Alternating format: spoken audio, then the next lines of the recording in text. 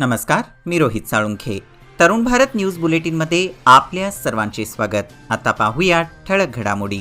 Hirebagewadi toll नाक्यावर योग्य कागदपत्रांविना खासगी बसमधून वाहतूक होणारी 2 कोटी रुपयांची रोकड जप्त करण्यात आली आहे. पहाटे 3:30च्या सुमारास मुंबईहून बेंगळूरकडे निघालेल्या खासगी बसची तपासणी केली असता FST आणि पोलीस अधिकाऱ्यांच्या पथकाला सदर अवैध रोकड आढळून आली. या प्रकरणी एकाला अटक करण्यात आली असून DCP PV स्नेहा, ग्रामीण ACP गोपाल कृष्ण गौडा, बेळगाव ग्रामीण मतदारसंघाचे निवडणूक अधिकारी राजशेखर डंबळ, CPI अमरेश, FST शंभुलिंगप्पा, राजेंद्र मोराबाडा या पथकाने कारवाईत सहभाग घेतला. पोलिसांनी जिल्हा निवडणूक अधिकारी व जिल्हाधिकारी नितेश पाटील व पोलीस आयुक्त डॉ. MB बोरलिंगया यांनी पथकाच्या कार्याचे कौतुक केले. या प्रकरणी हिरेबागेवाडी पोलीस ठाण्यात गुन्हा दाखल करण्यात आला असून तपास सुरू आहे. बेळगाव जिल्हा प्रशासन, जिल्हा पंचायत, समाज कल्याण विभाग यांच्या संयुक्त विद्यमाने हरित क्रांतीचे प्रणेते व भारताचे माजी उपपंतप्रधान दिवंगत डॉ. बाबू जगजीवनराम यांची 116वी जयंती बेळगाव शहरात साजरी करण्यात आली. बेळगाव जिल्हाधिकारी कार्यालयाच्या प्रांगणात जिल्हाधिकारी डॉ. नितेश पाटील, जिल्हा पंचायत CEO हर्षल तसेच SP डॉ. संजीव कुमार पाटील यांनी प्रतिमेचे पूजन करून मिरवणुकीला चालना दिली. ही मिरवणूक विविध मार्गावरून काढण्यात आली. या प्रसंगी समाज बांधव मोठ्या संख्येने सहभागी झाले होते. स्टार एअरलाइन्सचे सुरत येथे जाणारे विमान आज प्रवासापूर्वी काही तास रद्द करण्यात आले. विमान प्रवासासाठी विमानतळामध्ये दाखल झालेल्या प्रवाशांनी स्टार एअरलाइन्सच्या कारभाराविरोधात संताप व्यक्त केला. विमान फेरी रद्द होणार हे बुधवारी सकाळी माहिती असतानाही प्रवाशांना त्यांची माहिती का दिली नाही, असा सवाल प्रवाशांनी स्टारच्या कर्मचाऱ्यांना करत धारेवर धरले. चैत्र यात्रेनिमित्त बेळगाव शिवबसवनगर येथील श्री ज्योतिबा मंदिरात विशेष धार्मिक कार्यक्रम संपन्न झाले.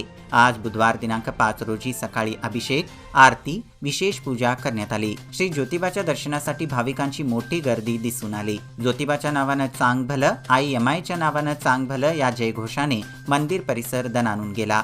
देवालयात सकाळी अभिषेक, आरती, विशेष पूजा तर रात्री महाआरती करण्यात आली. 10 एप्रिल रोजी बेळगावात वाडी रत्नागिरीहून सासनकाठी दाखल झाल्यानंतर शिवबसवनगर येथील ज्योतिबा देवालयात महाप्रसादाचे आयोजन करण्यात आले आहे.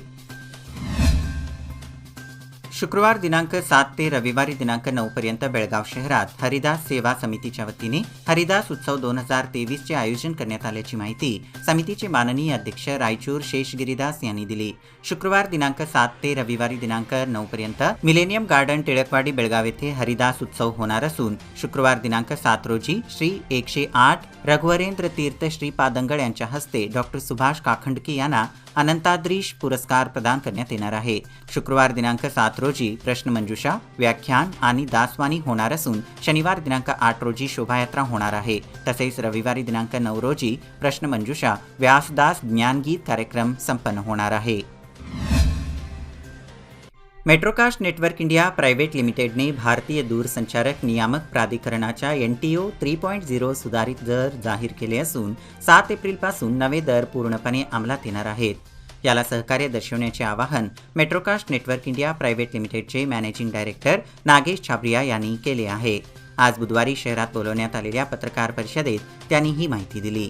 स्टार, झी, सोनी, कलर्स, सन, डिस्कवरी, डिझनी, टर्नर आदी ब्रॉडकास्टर्सनी गेल्या 1 एप्रिलपासून आपले दर वाढविले असून मेट्रोकास्ट नेटवर्क इंडिया प्रायव्हेट लिमिटेडनेही दर वाढ केली आहे. येत्या 7 एप्रिलपासून नवे दर पूर्णपणे अंमलात येणार असल्याची माहिती यावेळी देण्यात आली. यावेळी इन न्यूजचे समूह संपादक राजशेखर पाटील, संतोष पर्वतराव व इतर उपस्थित होते. निवडणूक आयोगाच्या मार्गदर्शक सूचना तसेच मतदारसंघानुसार वितरित करण्यात आलेल्या इलेक्ट्रॉनिक मतदार यंत्रे जिल्ह्यातील 18 मतदान केंद्रांवर कडेकोट पोलीस बंदोबस्तात पाठवण्यात येतील, अशी माहिती जिल्हाधिकारी नितेश पाटील यांनी दिली आहे. बुधवारी हिंडलगा येथे निवडणूक आयोगाच्या EVM गोदामात मतदारसंघात पाठवण्यात येणाऱ्या EVM यंत्रे व प्रक्रियेचा आढावा घेतल्यानंतर ते बोलत होते. राजकीय पक्षांचे प्रतिनिधी देखील उपस्थित राहतील आणि त्यांना EVM वाहतूक प्रक्रिया पाहण्याची परवानगी दिली जाईल. या प्रकरणी कोणताही गोंधळ होणार नाही याची दक्षता घेण्याचे निर्देश त्यांनी निवडणूक अधिकाऱ्यांना दिले. विविध मतदारसंघातील निवडणूक अधिकारी गीता कौलगी, डॉ. राजीव कुलेर, डॉ. रुद्रेश घाळी, बलराम चव्हाण, राजशेखर डंबळ, नोडल अधिकारी प्रीतम नसलापुरे आदी उपस्थित होते. 12वीची परीक्षा होऊन आठवडाभराचा कालावधी उलटला असून पेपर तपासणीला सुरुवात झाली आहे. बुधवारपासून शहरातील 5 पेपर तपासणी केंद्रांवर मूल्यमापनाचे काम सुरू झाले. विषयानुरूप मूल्यमापन होणार असल्याने त्या पद्धतीने प्राध्यापकांचे वेळापत्रक ठरवण्यात आले आहे. निकाल लवकरच जाहीर करण्यासाठी मूल्यमापन प्रक्रिया वेळेत पूर्ण करण्याचा प्रयत्न केला जात आहे. सध्या प्रत्येक घराघरात वर्षभराची तयारी म्हणून तिखट बनवण्यासाठी मिरची व मसाला खरेदी केली जात आहे. महागाई नवनवे उच्चांक गाठत असताना यापूर्वी सर्वसामान्यांचे बजेट कोलमडले आहे. अशा या परिस्थितीत मिरचीसह मसाल्यांनीही दरवाढीचा उच्चांक गाठला आहे. यामुळे वर्षभराची बेगमी करताना याचेही बजेट कोलमडत आहे. दरवाढीतून मिरची आणि मसाला खरेदी करताना दर ऐकूनच ठसका लागत आहे. सोने आणि चांदी दोन्ही मौल्यवान धातूंच्या किमतींनी बुधवारी उच्च पातळीला स्पर्श केला. सोन्याच्या किमतीने प्रतितोळा 61,000 रुपयांची सार्वकालिक उच्चांकी पातळी गाठली. तसेच चांदीची किंमतही 75,000 रुपयांच्या आसपास किंवा त्याच्याही पुढे गेली आहे. सोने चांदी दरातील हा आतापर्यंतचा उच्चांकी किंमत असून देशातील वेगवेगळ्या शहरांमधील दर यापेक्षाही अधिक आहेत. शहरातील विविध रस्ते स्मार्ट बनवण्यात आले आहेत. मात्र अंतर्गत रस्त्यांचे डांबरीकरण करण्याची मोहीम राबवण्यात येत आहे. पण रस्त्यावर निर्माण झालेले खड्डे व चरी व्यवस्थित बुजवण्यापूर्वीच डांबरीकरण करण्यात येत असल्याने रस्ता खचू लागला आहे. कचेरी रोडवर देखील काहीसा असाच प्रकार निदर्शनास आला आहे. विधानसभा निवडणुकीच्या पार्श्वभूमीवर गेल्या महिन्याभरापासून मनपाचे कर्मचारी व्यस्त आहेत. अलीकडे तर सर्वच कर्मचारी निवडणूक कामात गुंतल्याने महापालिका कार्यालय ओस पडले आहे. मनपा कार्यालयातील सर्वच विभागात शांतता पसरल्याने नागरिकांची कामे रखडली आहेत. त्यामुळे निवडणूक संपेपर्यंत मनपा कार्यालयाकडे कामाची अपेक्षा करणे व्यर्थ ठरणार आहे.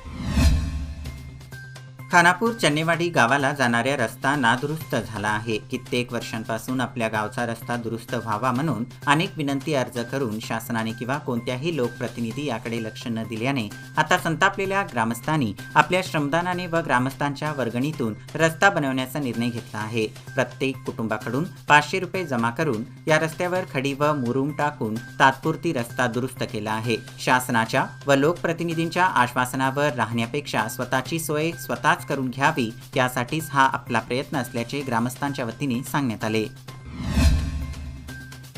भाटनांगनूर हे गाव निपाणी तालुक्यातील महाराष्ट्र-कर्नाटक सीमा हद्दीतील शेवटचे गाव आहे. हे गाव कुर्ली ग्रामपंचायतीच्या क्षेत्रात येते. असे असले तरी आगामी विधानसभा निवडणुकीच्या पार्श्वभूमीवर सीमावर्तीय भागात विविध ठिकाणी तपास नाक्यांची निर्मिती केली जात आहे. असे असताना भाटनांगनूर माकवे या कर्नाटक महाराष्ट्राला जोडणाऱ्या गाव दरम्यान तपास नाका उभारण्यात यावा अशी मागणी होत आहे.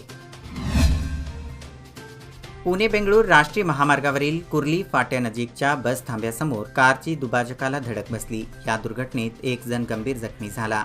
विवेक शर्मा वय वर्ष 31 राहणार मुंबई असे जखमीचे नाव आहे. सौंदलगा नजीक महामार्गावर असलेल्या कुर्ली फाट्याजवळ आल्यानंतर कारवरील ताबा सुटल्याने बस थांब्यानजीकच्या दुभाजकाला धडक बसली. त्यानंतर कार उलटली. अपघातानंतर नागरिकांनी तातडीने कार उचलून जखमीला गाडीतून बाहेर काढले व पुढील उपचारासाठी त्यांना कोल्हापूर येथे पाठवण्यात आले आहे. या दुर्घटनेत कारचा पुढील टायरही फुटला असून कारचे मोठे नुकसान झाले आहे.